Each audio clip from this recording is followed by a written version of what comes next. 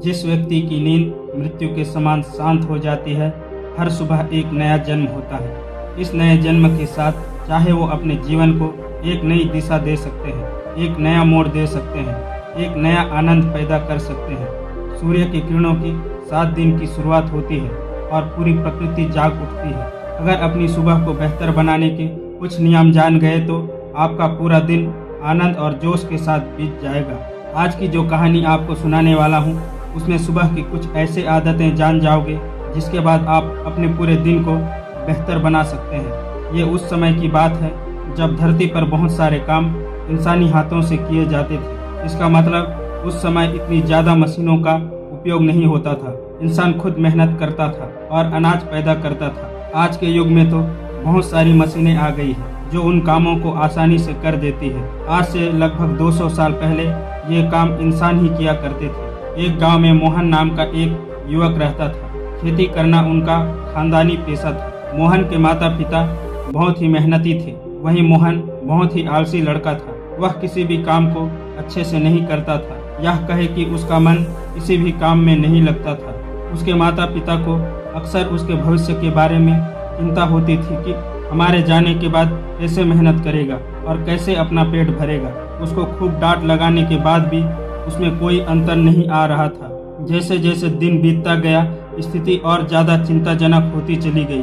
अब मोहन दिन में भी सोता रहता और सुबह भी देर से उठता था। एक दिन मोहन के पिता को पता चला कि गांव में एक बौद्ध भिक्षु आया है। वह मानव शरीर के बारे में बहुत गहरे विषयों पर चर्चा करता है और उसको ठीक करने के लिए अच्छी औषधि भी लेकर आया है। उसके पिता मोहन को लेकर उस बौद्ध भिक्षु के पास पहुंच जाते हैं। वहां पहुंचकर वह बौद्ध भिक्षु को प्रणाम करता है और कहता है कि हे महात्मन, ये मेरा 22 वर्षीय पुत्र मोहन है। मैंने सुना है कि आप शरीर संबंधी इलाज करते हैं। मेरे बेटे के कोई रोग तो नहीं है। वह बीमारों की तरह रहता है। किसी भी काम में उसका मन नहीं लगता और उसे बहुत जल्दी थकावट आ जाती है।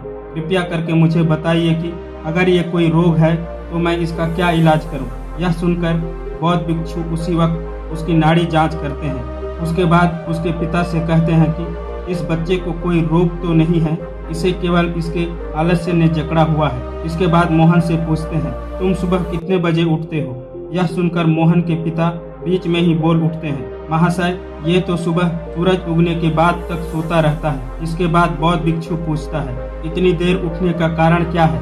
क्या ये रात में देर से सोता है? इसका उत्तर देते हुए मोहन के पिता कहते हैं, ये रात में देर तक पढ़ाई करता रहता है, इसी वजह से ये सुबह जल्दी नहीं उठ पाता। ये सुनकर बौद्ध भिक्षु कहते हैं, यही तो कारण है, यही तो जड़ है। मैं तुम्हें इसके लिए कुछ औषधि नहीं दे सकता। जो मैं कहता हूँ, अगर वो तुम 21 दिन तक अनुसरण करो तो मोहन, तुम्हारा जीवन जोश और उत्साह से भर जाएगा। हर काम में तुम्हारा मन लगेगा। तुम किसी भी काम को बहुत गहरे तरीके से कर पाओगे। इसके लिए तुम्हें सुबह की 5 आदतें अपनानी होगी। आदतें अपनाना बहुत आसान होता है। शुरुआत में 1-2 दिन तकलीफ हो सकती है, उसके बाद तुम्हें उसी में मजा आने लगेगा। सिर्फ शुरुआत के कुछ दिन कष्ट ही सह लो, उसके बाद तुम्हारा जीवन ही बदल जाएगा। सुबह के उन 5 आदतों की व्याख्या करते हुए बौद्ध भिक्षु कहते हैं, सुबह उठते ही सबसे पहले अपने आप के प्रति धन्यवाद व्यक्त करो। उस परमपिता परमेश्वर को धन्यवाद दो, क्योंकि उन्होंने इस प्रकृति के द्वारा तुम्हें इस शरीर का अनमोल तोहफा दिया है। हर इंसान को स्वस्थ शरीर तोहफे में नहीं मिलता। अगर तुम बाहर की दुनिया में देखो तो तुम्हें कितने ही विकलांग और कुरूप नजर आएंगे।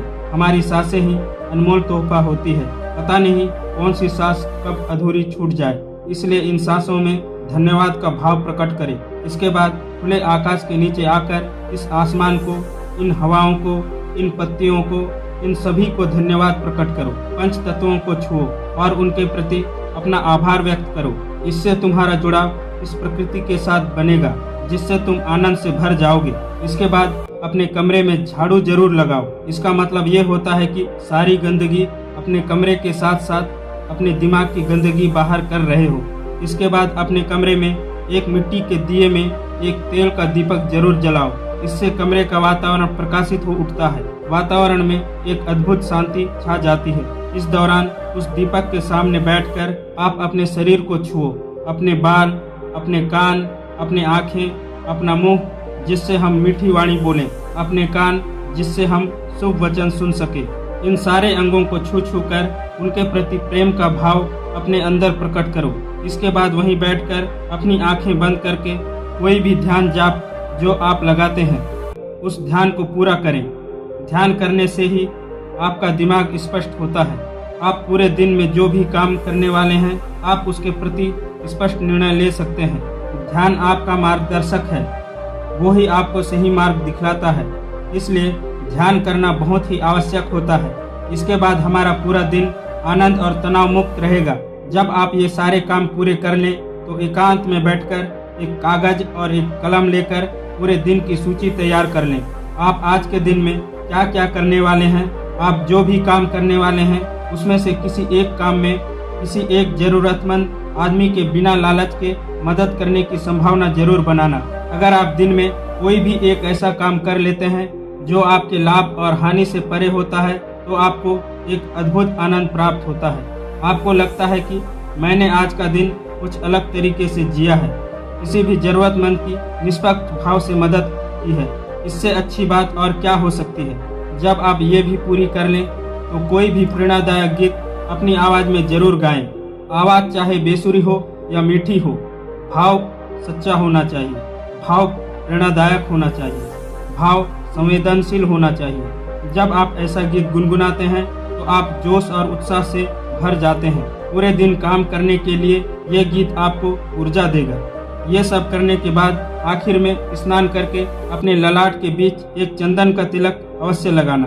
इससे आपका आज्ञा चक्र शीतल रहेगा।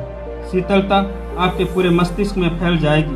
आप बहुत ही शीतल और आनंद का अनुभव कर पाएंगे। इतनी छोटी सी कला होती है जीवन जीने के लिए। जो आदमी 21 दिन तक इस मंत्र को अपना लेगा उसका पूरा जीवन बदल जाएगा। इसके बाद उसे कोई जबरदस्ती काम नहीं करना पड़ेगा।